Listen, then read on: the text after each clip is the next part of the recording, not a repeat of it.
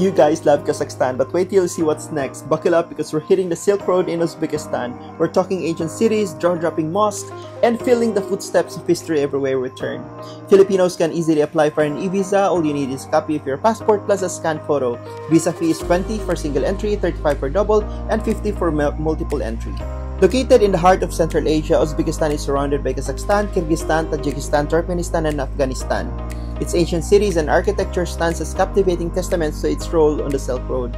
You can take a flight from Manila to KL and then KL to Almaty and a bus or train to Tashkent, the capital city. The main languages in Uzbekistan are Uzbek and Russian. English is less common. Consider downloading a translation app and a Russian keyboard for your trip. The currency is Uzbek Som or UZS. 100 Som is roughly around 0.46 Philippine peso. Uzbekistan is 3 hours behind the Philippines. It uses the Type F plug, or like this one, 2 holes, and then you have to have this adapter in order for your chargers to work. Yandex is a convenient option for getting around Uzbekistan, but you can also take the metro or the bus. The metro stations themselves are attractions worth seeing. I stayed at Suzuk Ota Hotel in Tashkent and Jahangir Guest House in Samarkand. Both are highly recommended. Hotels and hostels have reliable internet. For booking Yandex or checking Google Maps outside your hotel, I suggest to get a local SIM at the airport or buy a global eSIM from Eskimo. Hey guys, so andito na ako sa Almaty train station 1. So dito magdi-depart yung train ko papuntang Chimkent. And it's about to leave ng mga around 8:47, mga ganun. Tapos yun, buti na lang medyo maaga ako dumating kasi I had to figure out pa where to go. Kasi malaki na train station siya and wala palang hindi gumagana yung mga escalator. So I had to carry my luggage na medyo mahaba-habang lakaran din. Tapos paakyat baba, ganun. But anyway, so yun, aantay na lang natin yung train dito. Hindi ko alam anong class binook ko basta kasi nagbook ako doon sa railway station 1 and kung ano lang yung available na tinuro nung attendant, edi yun na. Basta ewan ko na lang kung ano to. Sige, update ko kayo later.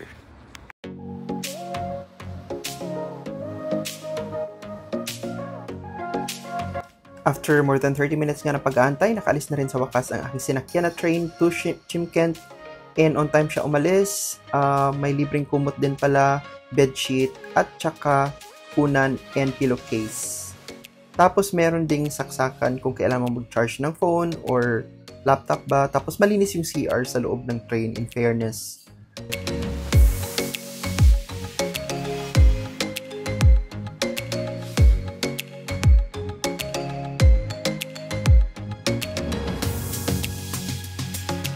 So mga around 9:30 PM, more than 12 hours siya na biyahe, nakarating ako ng Chimkent. Tapos ito yung station ng Chimkent. Nagstay ako dito sa City Hostel Chimkent kasi one night lang naman. And in fairness, okay yung hostel na to, malinis. Tsaka spacious. I just arrived in Chimkent and nag-check-in ako sa hostel. Tapos ngayon, it's 10 PM, naghanap ako ng makakainan, gutom ako. Hindi kasi ako nakakain sa train, mga ano lang, apple and biscuit, ganon. So yun, let's see kung may makita pa akong bukas na kainan. And ayan, sobrang gutom ko kasi yan in-order ko. Hindi ko naman naubos, napadami yung order ko. Sarap naman siya in fairness. And dito ako kumain sa Meat Point. Dito ako ngayon sa Chimkent. So Chimkent ang pronounce niyan. Spells like Chimkent. Ano ba? Andito ako kasi kukross ako ng border papuntang Uzbekistan. And the plan was iikot muna ako dito in the morning. Kaso kanina I had to work my project kasi ako na pino-workout, tapos yun kailangan kaninang tapusin. So instead na maikot ko tong Chimkent for this morning, ayun, ito lang, hanap na lang ako ng anong tawag dito, exchange center para magpa-change ng pera. Tapos pupunta na ako ng border. So siguro next time sana mabalikan. Parang interesting pa naman sana itong Chimkent. Kaso wala na talagang time. And sobrang tight nung schedule ko dito. So yun lang for now guys. Update ko kayo later.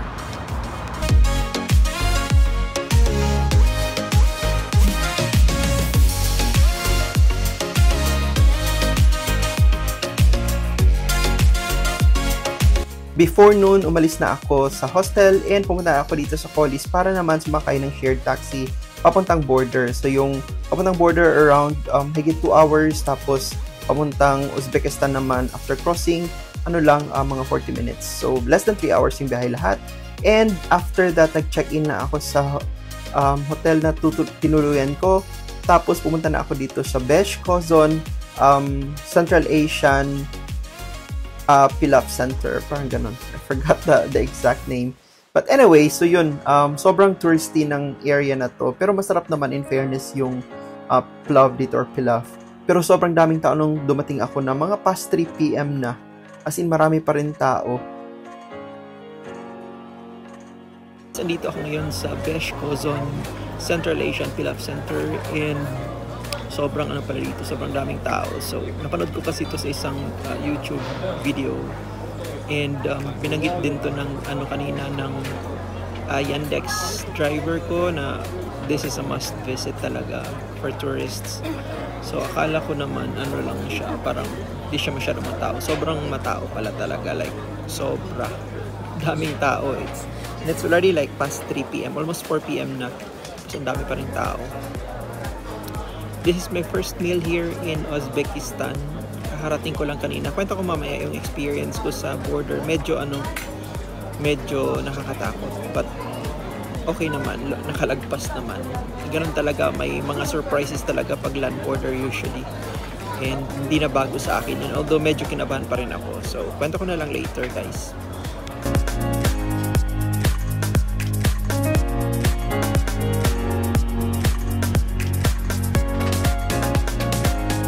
Katatapos ko lang kumain ng pilaf and masarap naman siya in fairness.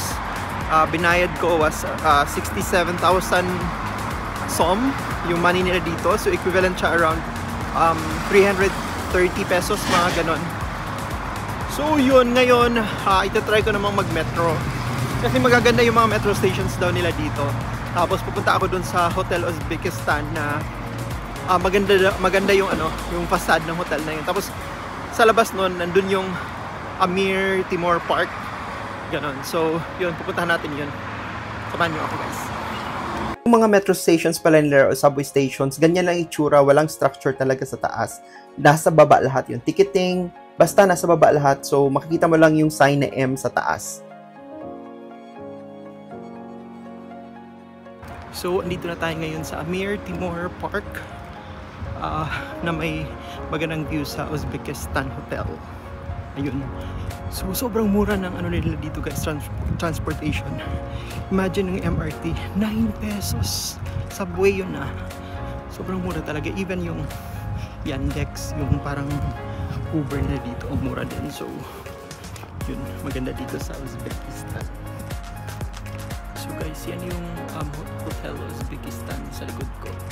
Isa yan sa mga pinakasikat na landmarks dito sa Tashkent, and hindi naman gaanong kamahalan dyan. I think around $50. Chinek ko din yan sa booking. So around $50 per night. Pero yung mga lang doon, mga reviews, maganda siya talaga sa labas, pero sa loob, old na talaga siya. It needs refurbishment. It needs to be refurbished pala, or kailangang i-improve yung yung facility at saka yung mga rooms kasi old na daw talaga based doon sa mga reviews. So yun, pero maganda talaga siya. Stunning yung niya, yung architecture, yung facade niya, tingnan niyo.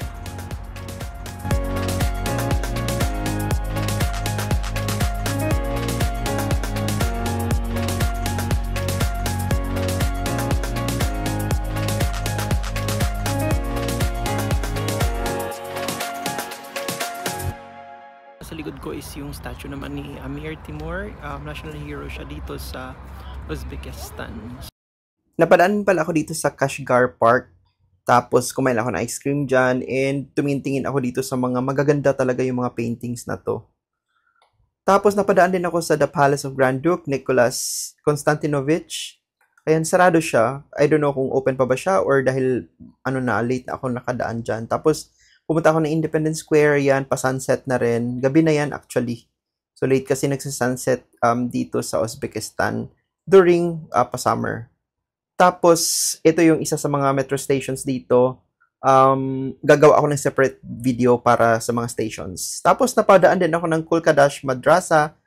Malapit lang kasi ito sa tinutuluyan kong hotel, yung Suzuk Ota. Ito naman yung Suzuk Ota Masjid na I think it's very underrated. Wala ako masyadong nakikita or nababasang vlogs about this. Tapos Chorsu Bazaar, ayan, malapit lang din to sa aking tinutuluyang hotel. Nalalakad lang siya actually. And one of the reasons bakit ako doon nagstay. Sobrang ganda. Very intricate yung design.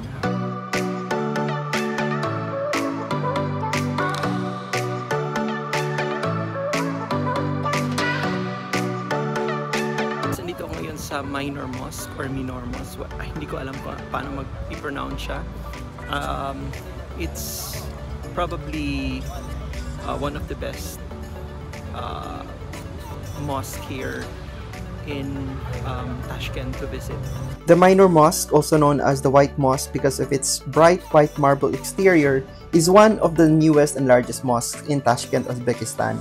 It was inaugurated in 2014 and can accommodate more than 2,400 people. Dating back to the 19th century, Tilia Sheikh Mosque was once Tashkent's Grand Friday Mosque. Nicknamed the Golden Sheikh Mosque after its generous founder, it's now part of the renowned Hazrat Imam complex. This historic and religious center sits opposite the Barakkan Madrasa, making it a fascinating spot to explore Tashkent's rich heritage. Nandito ako ngayon sa Hazrat Imam complex in Tashkent, Uzbekistan. Isa ito sa mga popular na tourist spots dito sa Tashkent. And eto meron siyang mosque na super grand na mosque. Ang ganda sa loob, pinasok ko kanina. Sobrang elegant sa loob. At saka basta sobrang ganda, na pa-wow talaga ako.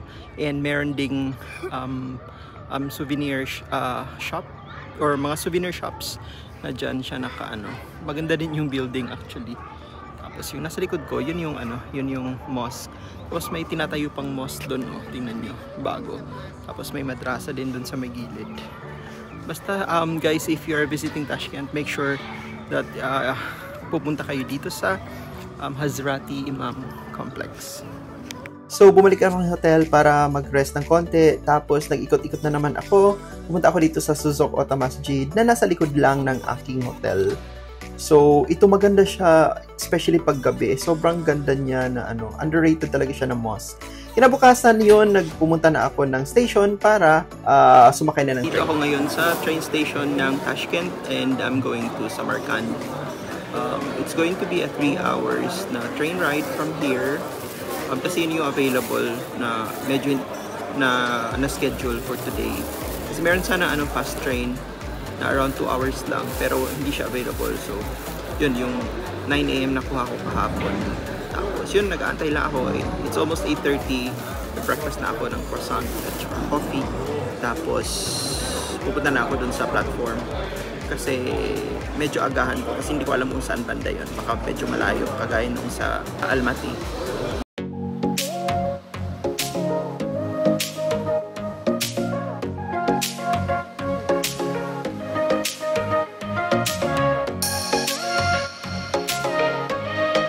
Nasa train na ako papuntang Samarkand and sobrang on time siya. Umalis like 9 AM sharp, under agad. Ganon ka on time yung train na to dito sa Tashkent papuntang Samarkand. So nasa window side ako pero walang window. Tingnan nyo. Diba? So sad. Pero at least yung seatways, siya, yung pag single, tapos yung kabilang side naman is yung dalawahan. And sobrang maluwag yung train. Wala nga lang lagayan talaga ng mga luggage na malalaki kasi sa taas hindi magkasya yung luggage ko. So nilagay ko dun sa may likod na area na. Pero hindi talaga yung kagaya sa Japan na merong luggage na area yung trains. Dito wala. Pero maluwang siya.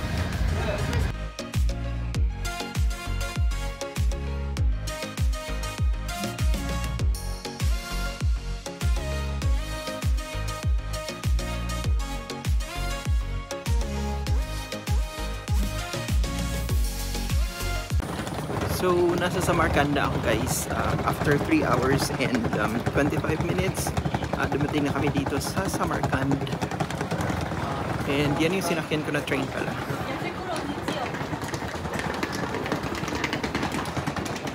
Comfortable yung biyahe. actually. So, yun. I don't know kung saan ako pupunta nito. Sumunod lang ako sa mga tao. So, I don't know kung saan ako papunta.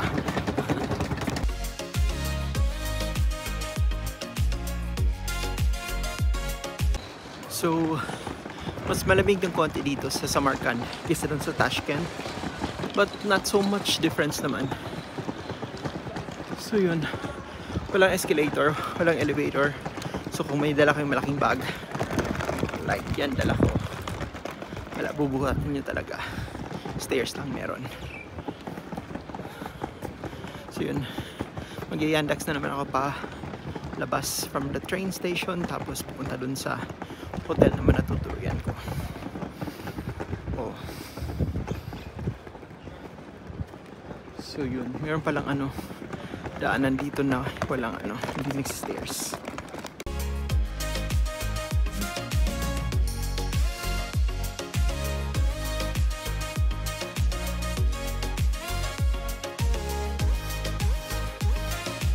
So napasin ko dito guys sa Uzbekistan. Mahilig sila sa fountain. So yung mga train stations, mga mosques, may mga fountains. But not all the time siya gumagana.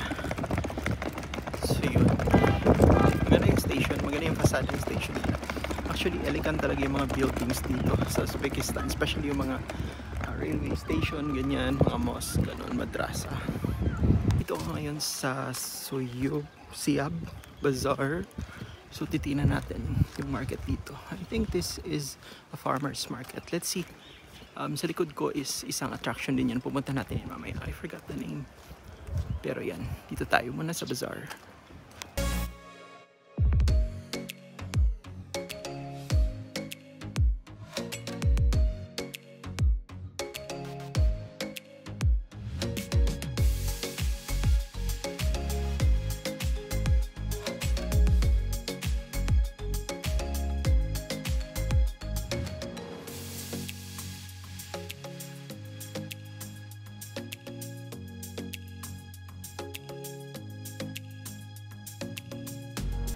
So ayun, pumunta nga ako ng market, Siab or Siab market ang tawag, bazaar siya. And yun, napabili ako ng almonds kasi ang almonds, no, not pistachio pala, kasi favorite ko talaga ang pistachio, and it's only about 550 per kilo, mga ganun. So yun, of course bumili ako ng 1 kilo, kainin ko lang yan. Tapos as much as I want to buy more, magta-travel pa ako. So hindi pa siya ito yung last stop ko. So mamimili na lang pasalubong in Kazakhstan na, kasi doon na yung before ako uuwi. So doon na lang sa market. I think mas mahal doon ng konti kaysa dito. Tapos napabili din ako ng apricot na 1 kilo. I don't know kung paano ko siya kakainin, pati strawberry kasi. The Bibi Khanum Mosque, one of the largest mosques ever built, was constructed by Timur in Samarkand using spoils from his Indian invasion. Despite its grand scale, the mosque's ambitious design led to structural problems even before its completion. Though partially rebuilt after earthquakes, the mosque remains a significant monument with a legendary story about its construction. Dito tayo ngayon sa Bibi Khanum, I don't know how to pronounce it, Bibi Khanum Mosque. Entrance dito is 40,000 Uzbekistan song, or mga nasa around $3 may get konti. So sobrang ganda niya talaga, grabe talaga yung amazing talaga yung architecture dito, and napaka-detailed.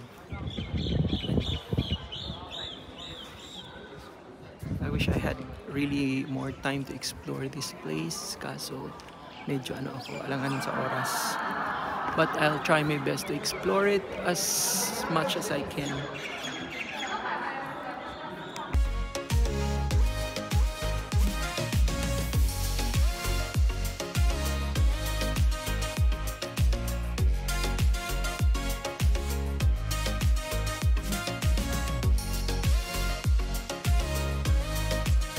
Magkatabi lang talaga yung Siab Bazaar at saka yung Bibi Khanum Mosque, and sa harap nun is ang Bibi Khanum Mausoleum. Hindi ko na pinasok kasi wala na akong time masyado. Tapos naglakad na lang ako papuntang Rajasthan Square. Pwede ring mag-golf cart kung tamad kayo maglakad, ganun. May bayad nga lang. nakakuha tayo ng ticket, guys. Of course, hindi pwedeng hindi tayo pumasok dun because must visit nga siya, no? So, kuha lang tayo ng ticket. Tapos, I think yung entrance dito around $400. No, around $4 or $5 something. Malalaman natin yan kasi palapit na ako sa ticket counter. Alright. Yes guys, nakapasok na tayo sa loob, and yung entrance pala is 65,000 som or around 300 pesos. So yeah, I'm just gonna chill first and just enjoy the view because this is so freaking amazing. It is so amazing, guys.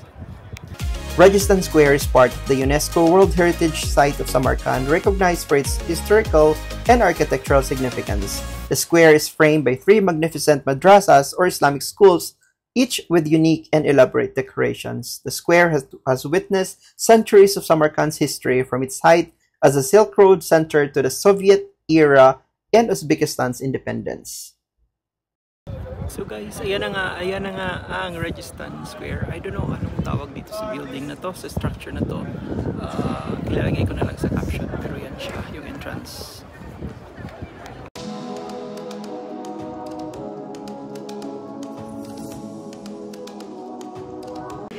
So guys, nandito tayo sa loob sa isa sa mga structures. Lalagay ko na lang sa caption kung anong pangalan nito. Kasi hindi ko pa alam. Hindi ako masyadong prepared sa tour na to eh. So yun, tingnan nyo yung loob. Sobrang ganda.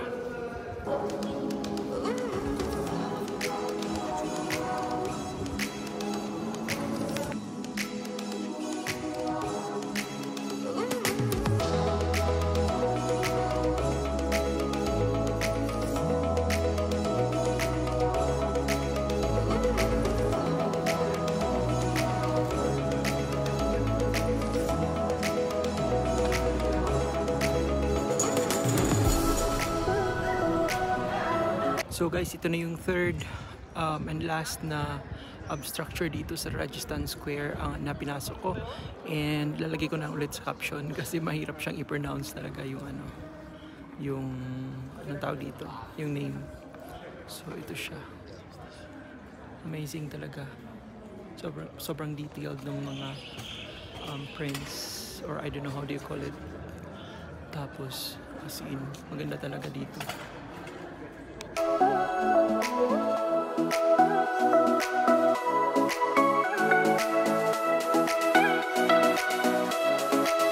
Dapat nasa Bukhara ako ngayon, kaso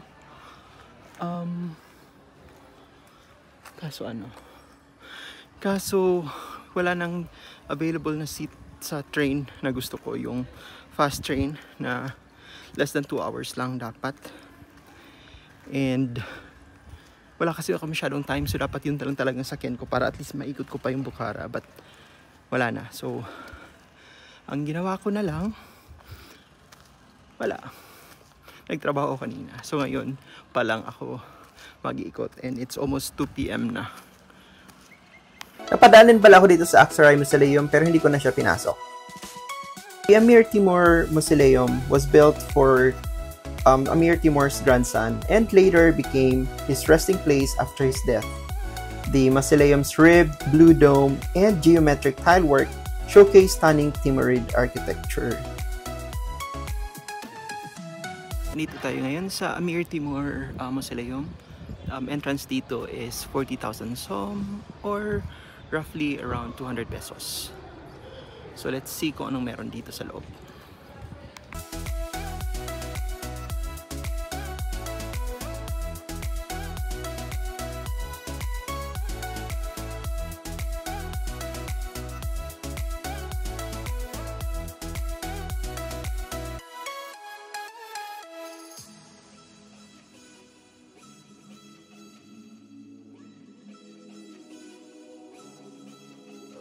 Shah-e Zinda, Samarkand's famed avenue of mausoleums, boasts the Islamic world's richest tilework.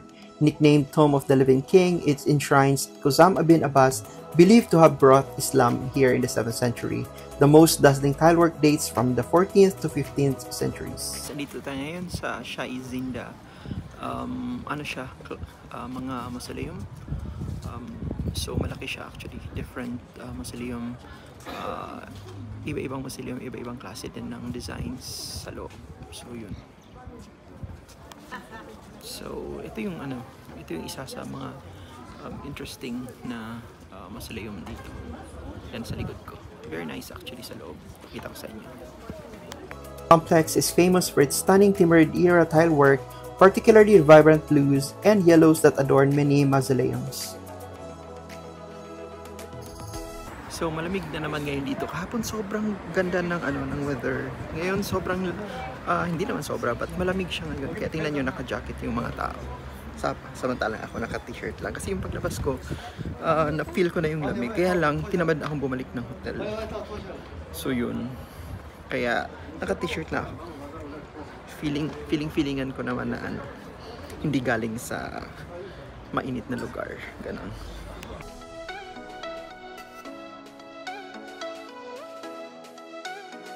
Ayun, tuluyan na ngang umulan dito sa Samarkand. And of course, meron tayong dalang payong. Yan. Siyempre, ready tayo sa mga ganitong lakaran. May payong yan. So, andito ako ngayon sa Ulugbek Observatory.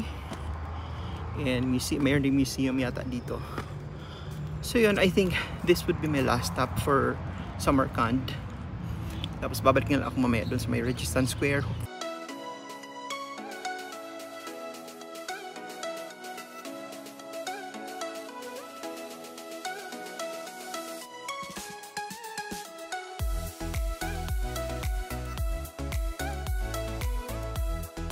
The Ulugbek Observatory in Samarkand is a historical landmark built in the 15th century by the famous astronomer and mathematician Ulugbek. Kakain na naman tayo ng apricot.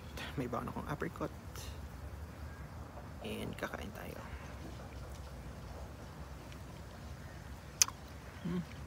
Tamis.